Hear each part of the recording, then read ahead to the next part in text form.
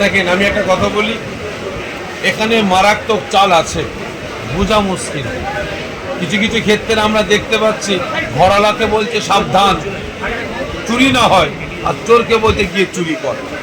আমরা এটাই বুঝতে পারছি এখানে কি আমাদের পক্ষে আর কি আমাদের বিপক্ষে আমরা বুঝতে পারছি না। কারণ ওয়াকফকে কেন্দ্র করে আমরা দেখতে পেলাম, যখন আমরা রাস্তায় নামলাম, আন্দোলন প্রতিবাদ করলাম, আমাদের বলা হলো যে তোমরা ওয়াকফকে কেন্দ্র করে বাংলায় গুলোগুলি করবে না, যারা গুলোগুলি করবে দিল্লিতে গিয়ে আন্দোলন প্রতিবাদ করো।